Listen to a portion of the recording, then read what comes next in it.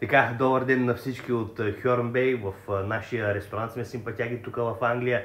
А в предното видео видях един симпатяга, беше написал: Леко, защо не направиш влог от ресторанта? Тези, които ме следят в TikTok, знаят, че ние имаме ресторант тук в Англия. Днеска е идеалният ден, симпатяги, за влог от ресторанта. Защо? Защото днеска тази моята любима Стела, която я наричат... О, любима Стела! Скелета пипъл! Тази биричка, симпатяги, тук, Стела, която я наричат тук в Англия The Wife Beater, буквално преведено, като пиеш едно, почваш да биеш жена си. Днеска е идеалният ден, защото ще чистим линиите на бирата симпатяги с един ликвид, който, нали, чисти тези линиите, където отдолу идва биричката и става шарпен, криспи бир. Но първо, естествено, трябва да си направим едно кафенци и трябва да сложим, може би, каубойската шапка и така да си правя влогчето днеска, защото все пак нашия ресторант е в тема Мексико, тема Тексас. Станах като оня тираджията International, където пуска музиките в Лас Вегас и почва да играе. Но първо, естествено, няма как да не започнем с едно кафе, пробуждащо. Ударих си едно дабл еспресо и едно сингъл и малко водичка си сложих, симпатяги. И да започваме мисията, да ви покажа набързо и бара. Всичко нужно за коктейли и менютата мога да ви покажа в някой друг влог. Но днеска е чистенето на бара. Така че ето, вижте за какво става. Просто тук са ми чашките, тук са ми вината. Тук имам коктейли, където само ги слагаш в шейкъра и си ги плющиш. Тук англичани всичко пият. И лайна да им сервираш, и лайна ще пият. Така че ще се видим вече, като чистим линиите на бирата. Да ви покажа набързо, симпатяги, и ситин ерията с какво разполагаме, преди да започнем да чистим бирите, естествено. Ето го, Simple ресторанче, малко, но уютно. Тази е, да ви покажа нашата градинка. Тук скоро ще събарат тая сграда тук. Ще правят някакви флатчета ли, апартаментчета ли, аз точно не разбрах. Шопинг мол беше, после го промениха, някакви такива работи. Ето е и Party International. Така, сега отиваме надолу да вземем бутилките, за да слоим сместа, ликвида, и да почваме да чистим нашите бирички, симпатяги. Така, ето тук е магията на...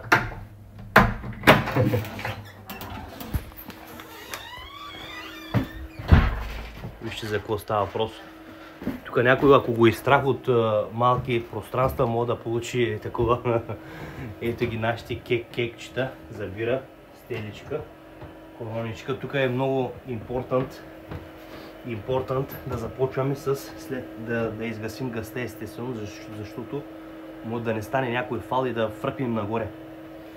Така, сега махаме помпите, даже изтича, виждате? Защото гъста все още е такова. Така. Всеки, който е работил, естествено, в ресторант или в кръчма в България, тези работи си ги знае как седят нещата. Сега тези двечки, тук симпатични бутилки, ще ги напълним, симпатяги, с течността, която трябва да изчисти всички тези тръби.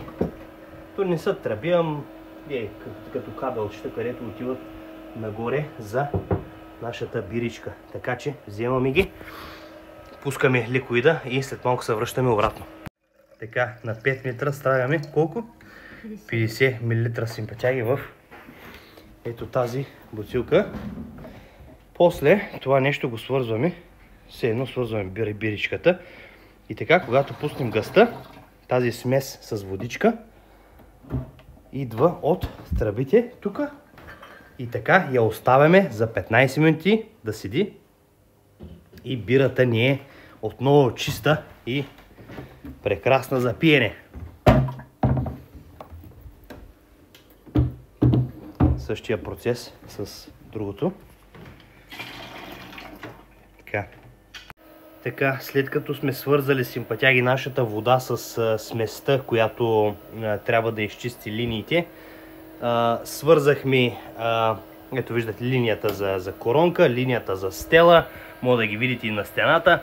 И сега това е смесено с вода и смес. Вече се качваме нагоре, пускаме бирата. Тоест не е бира вече, то е водата и лекарството, за да може да поседи малко по линиите и така да изчистим биричката. Това, което виждате тук естествено е направено само за декорация. Това не е бирата Симпатяги. Всеки, който влезе в ресторанта и си мисли, че бирата всъщност минава през тук. Не, това е само направено, за да ви вземе парите. Естествено да искате да пиете коронка, който е жаден. И наистина така става. Така, сега слагаме този казан Симпатяги и пускаме вече бирата. Сега ще забележите как ще тече бира, понеже бирата, която е останала естествено в канала, и после ще се смени цвета на лилаво, понеже вече знаем, че лекарството действа. Ако е зелено, значи е доста мръсно и нали, естествено, че трябва да се чисти. Пуснахме и двете наведнъж да се точат. Тук забелязваме, вече малко се промени цвета. Тук още биричка идва. Вижте сега колко е тъмно тук. Ето. Ако тече директно лилаво, означава, че долу-горе я поддържаме биричката добре и не е много мръсна. Така че да знаете, Симпатяги, нашия ресторант е топ. Вижте си. Сега трябва да го спра малко. Лилавата теч, която е за чистене на линиите, малко да поседи в тръбите. После пускаме отново пак. Вижте, тая бира мога да я пробвам, между другото, ама да не рискувам, че е смесено с това, да не гъкна веднага. Пускаме, докато се промени цвета и коронката. С лимончетата тук съм си ги приготвил, само като налея на някой клиент, естествено, трябва и лаймче да му се сервира. Тук има повечко тече биричка, отколкото стеличката. Така да сменим кофите, че тая кофа е по-голяма. Сега чакаме и тук лилавото. И ето след Симпатяги, след 10 секундно чакане, включвам се пак вече лилаво, т.е. лекарство. Сега го спираме и след около 30 минути ще се върнем обратно. Вече ще сменим т.е. ликвида с чиста вода, пускаме водата, после свързваме бирата и сме готови. После естествено процеса, който на мен най-много ми допада, тестването на бирата, която аз сам си я тествам, за да мога да я предлагам на клиенти, иначе не може. Трябва сам да си я тестваш. Така, вече след като съм... Така, току-що смених Симпатяги ликвида, т.е. лекарството за чистене на бирата с чиста вода. Сега процесът е следния и доста лесен. Естествено, само пускаме водичката, колкото тръбичките да се изчистят с чиста вода.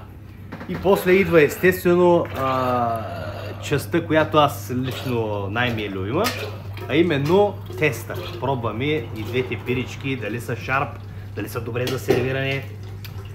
Нали, знаете.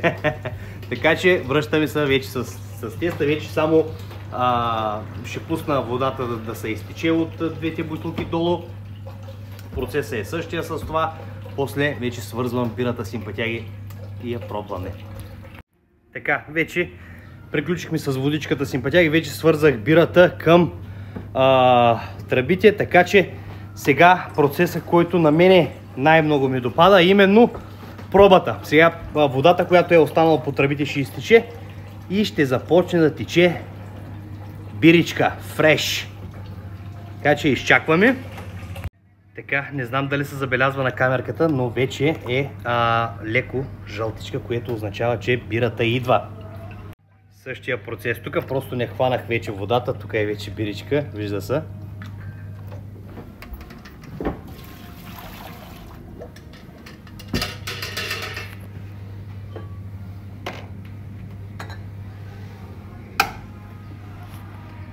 Така, вече сме сложили чашките, само че трябва да ми е комфортно да снимам. Ще спра за малко. Ще оставя само камерката тук Симпатяги, да пробваме биричката пред вас. Сипвам малко от това, малко от стеничката. Така, това е коронката. Цвета се променя веднага, криспи, чисто. Това е стеличката. Стеличката ми е фаворит, между другото, коронката по-не ми харесва, защото лайм, такива работи. Така, вижте за какво става въпрос. Страшна. Сега пробваме първо, започвам с стеличката. Дегустив, трябва да пробва прия.